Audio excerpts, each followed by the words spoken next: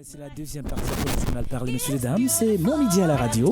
Rencontre éclectique avec deux jeunes voix du Cameroun, notamment de la Liki. C'est Denise Nafa qui rencontre sa grande sœur Sandy Vianney sur la chanson Black Women à l'antenne sur 94 FM. Messieurs et dames, vous savez, dimanche prochain sera célébrée donc la journée à commémorer la journée mondiale de lutte contre la tuberculose et bien évidemment vendredi prochain au cœur de la ville Yaoundé, une campagne de sensibilisation et de dépistage multimaladie vous sera proposée. Tout à l'heure, rencontre avec la chargée de communication de l'ONG FIS Cameroun. Elle s'appelle Rosine Yemele, notre invitée sur le tempo dans quelques instants. Messieurs et dames, merci de nous retrouver à l'instant aussi. C'est chez vous, nous sommes chez vous, c'est l'instant magique, c'est mon midi à la radio. Roblack Me avec vous, Ernest Udom à la console technique. Messieurs et dames, voici Black Woman.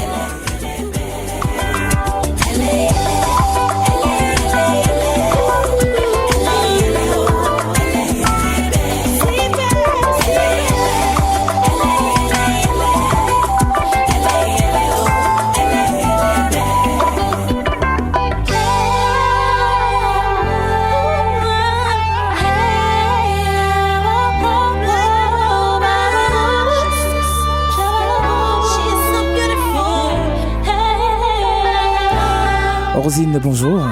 Bonjour et bonjour aux auditeurs de la FM 94. Bienvenue chez toi, ça va? Oui, ça va très bien. Très heureux de te recevoir. Je voudrais vous présenter, vous êtes Rosine Yemele, vous êtes la chargée de communication de l'ONG FIS Cameroun. Si on venait à présenter l'ONG.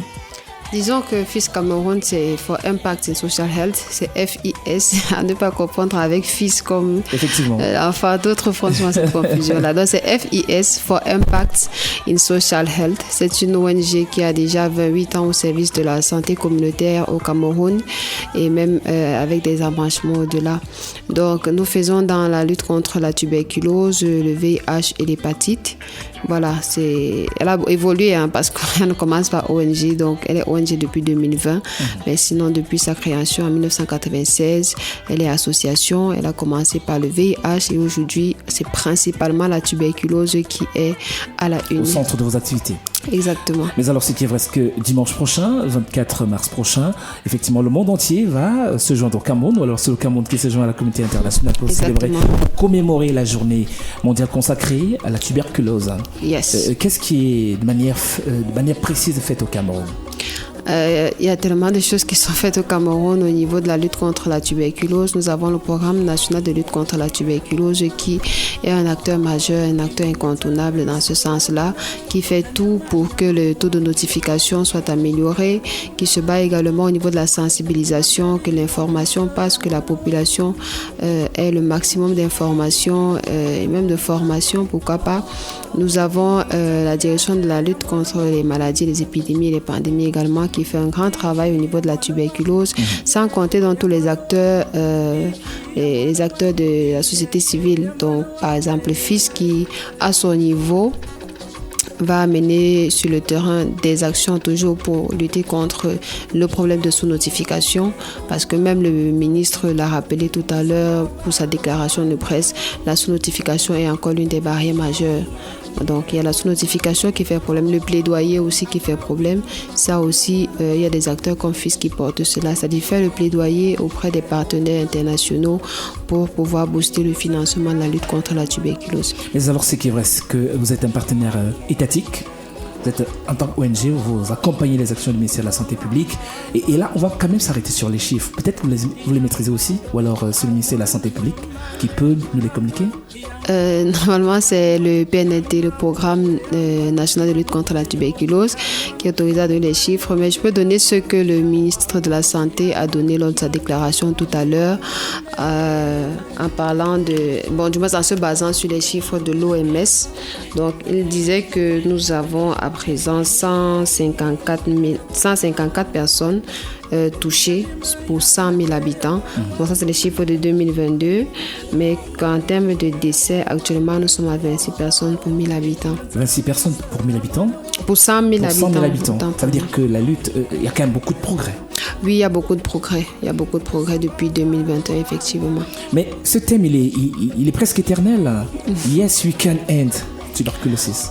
Oui, disons que c'est l'objectif à atteindre et actuellement il est plus accentué même parce qu'on voudrait d'ailleurs l'éradiquer en 2030. Actuellement, l'ordre mondial ou alors les organismes mondiaux se sont arrangés, disons même pas les organismes, disons même le partenaire, parce qu'il y a un organisme onusien, disons, qui s'appelle Stop TB, qui a pour mission d'éradiquer la tuberculose et son deadline c'est 2030. Mais alors, pour partir vers la base, qu'est-ce qui est même à l'origine de la tuberculose? Ça n'a pas changé, c'est le bacille de Koch. Le bacille de Koch est toujours ce germe responsable de la transmission de la tuberculose. Précisons aussi que c'est une maladie aérienne, donc elle se transmet on va dire quoi, l'air favorise la transmission de la maladie. Alors, ce vendredi, dans exactement quelques jours, 72 heures exactement, on sera lieu dit éducation, car il faut éducation, ce sera grand public. Oui, c'est ouvert. Ce sera cette public. campagne de sensibilisation et notamment de dépistage multimaladie. Multimaladie, pourquoi? Alors, campagne de sensibilisation et de dépistage multimaladie, parce qu'on voudrait éviter la stigmatisation. Déjà que les patients tuberculeux ont déjà ce véritable problème de stigmatisation. Déjà, ils s'auto-stigmatisent eux-mêmes et ajouter encore la stigmatisation qui vient de l'entourage, de la famille et parfois même de certains personnels de l'hôpital. Ça, c'est aussi une très grande barrière pour l'éradication de la maladie. Donc, on dit multimaladie, comme ça, tout le monde vient et on ne va pas se dire celui-ci est là parce qu'il a la tuberculose, celui-ci est là parce qu'il a le VIH, non. Nous sommes tous là, donc forcément l'une des maladies nous intéresse.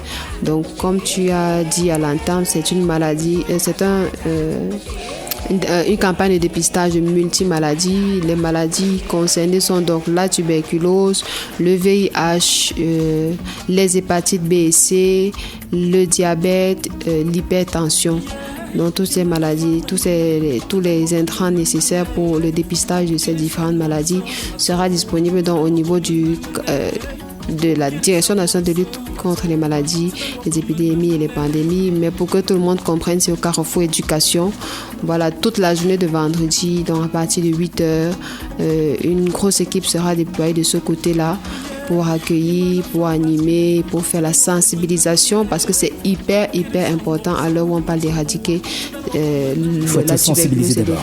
Il faut être sensibilisé parce que la sensibilisation bloque. Oui. Elle permet quand même à ce que les gens soient ouverts, parce qu'il y a la peur aussi qui habite les esprits. Exactement, c'est pour ça qu'on parle de stigmatisation en fait. Donc la sensibilisation va permettre déjà de pouvoir résoudre ces barrières de stigmatisation, parce que si tu sais exactement comment se transmet la maladie, comment est-ce qu'elle peut être soignée, je pense que tu vas ton appréhension, ta perception de celui qui est malade à côté de toi va changer. Donc il faut une énorme sensibilisation, il faut une énorme communication autour de la maladie, parce que disons que la tuberculose est là avant le VIH, avant le paludisme, mais cela au moins on est déjà clair dessus.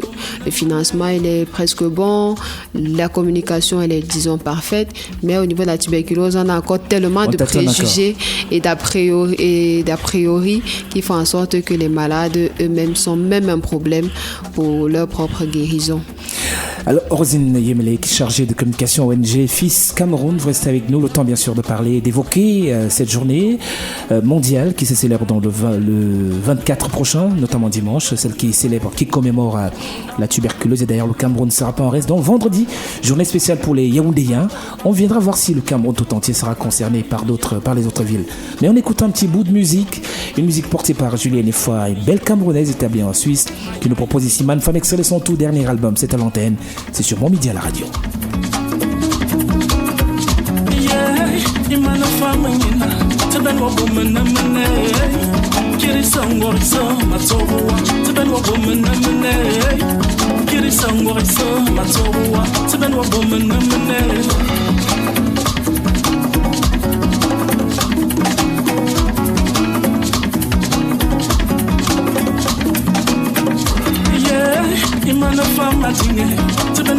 na mene. Kiri songo so matowa, teben wa woman na mene. Kiri songo so matowa, teben wa woman na mene.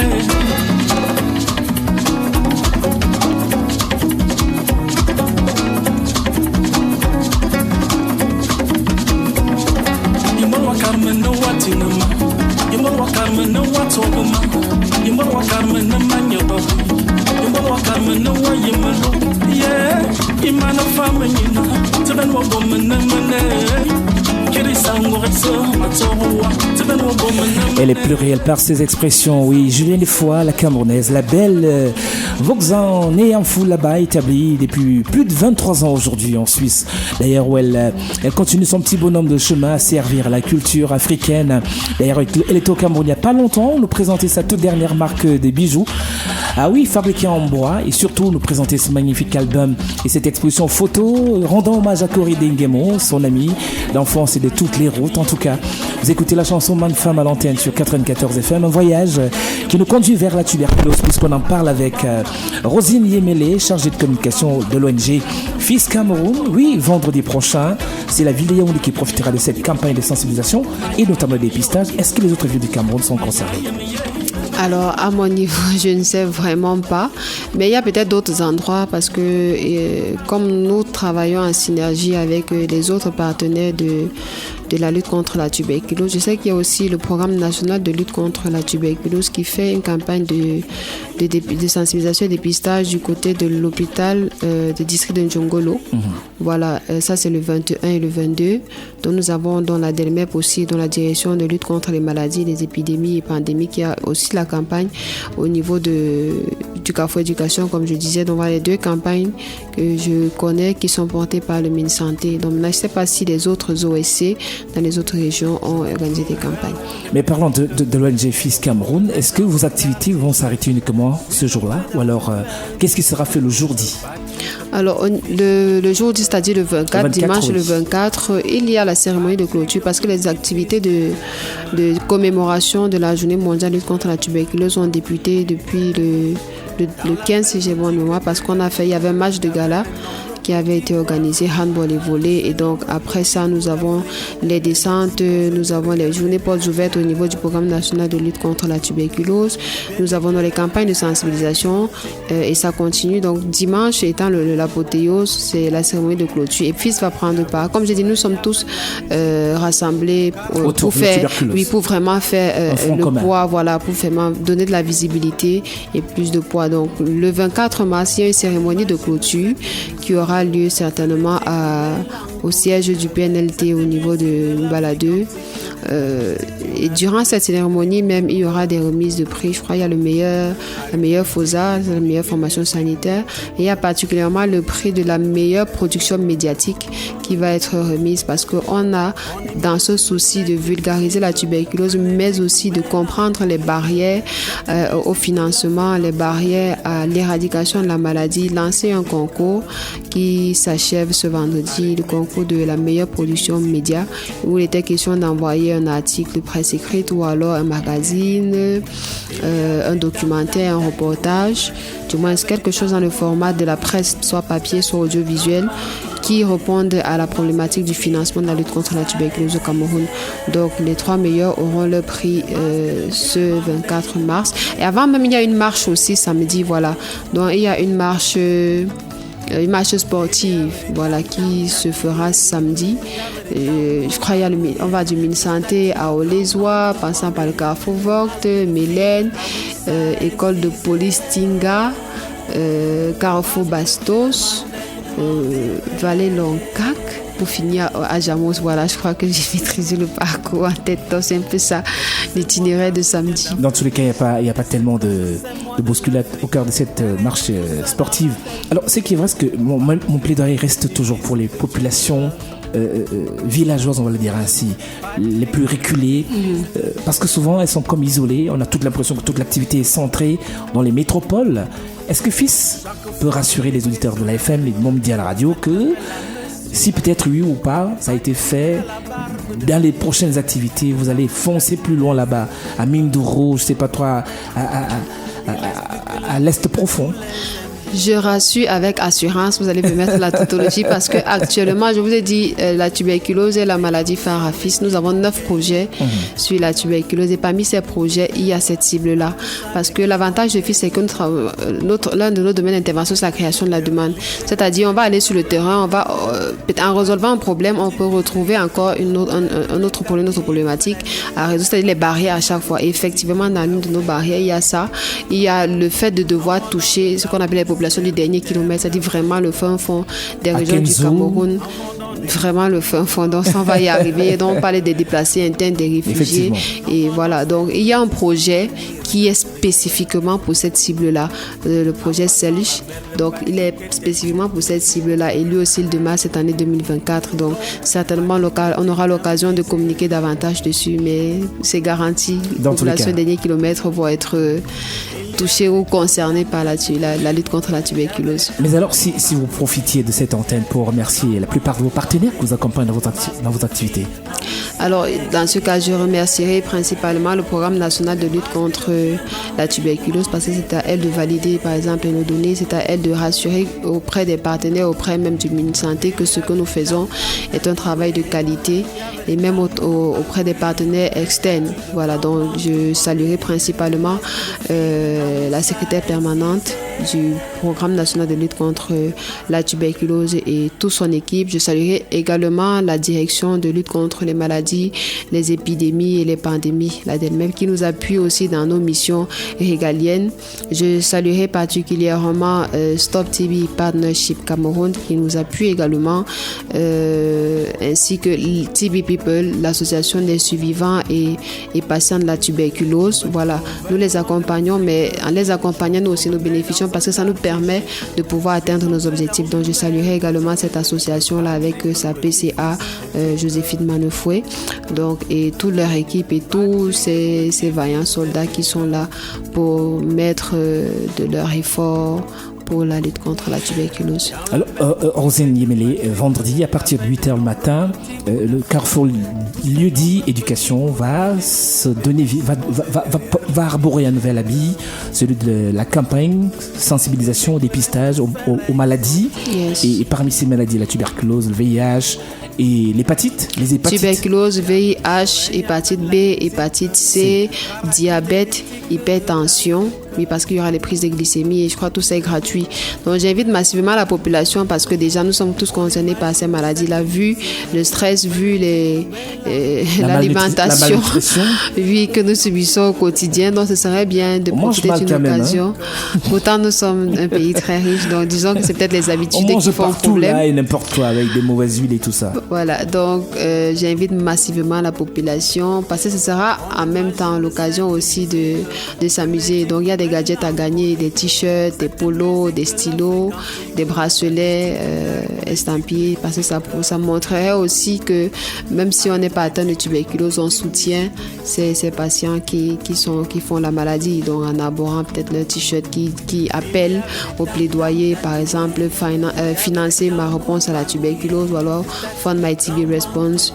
Donc il y a des gadgets qui portent ça. Il y a aussi la promotion de l'outil One Impact qui sera fait, un outil qui aide certes le malade tuberculeux, mais surtout c'est un très bon outil pour la sensibilisation parce que ça permettrait à tout le monde d'avoir l'information. Donc s'ils accèdent à One Impact qu'ils peuvent télécharger sur Play Store et App Store, ils pourront déjà savoir c'est quoi la tuberculose, c'est quoi les 3 des patients tuberculeux, où est-ce qu'on prend la tuberculose en charge au Cameroun ou à Yaoundé, et ça permettrait déjà de commencer à réduire cette barrière de la stigmatisation principalement et même aussi de pouvoir résoudre le problème de la sensibilisation à un niveau. Merci Rosine. En tout cas, on va rappeler l'information. C'est donc la journée mondiale qui commémore la tuberculose sera le 24 mars prochain, notamment dimanche, mais vendredi, lundi. Éducation à Yaoundé, c'est cette campagne de dépistage et de sensibilisation autour de ces maladies. Là, elles sont nombreuses, vous les avez citées. On vous dit merci, vous êtes chargé de communication à l'ONG FIS Cameroun. Oui. Merci d'avoir accepté notre invitation sur Mon Midi à la radio. Le plaisir est le mien. Monsieur et dames, il sera 14h dans 6 minutes exactement. Le JDC est annoncé, présenté par Emilio Redjabou et toute son équipe. Mais pour l'instant, on repart en musique avec Donny Elwood. Son 3e album s'intitule Offertorium. Une belle offrande à l'antenne. Voici la chanson Patrick. À 14h15, on reprend la route, la 3e et dernière partie de Mon Midi à la radio. Je m'appelle Roblaïk Meunier, en face Ernest Yudom. À très vite. Dans tout ça, mais qui donc est-tu?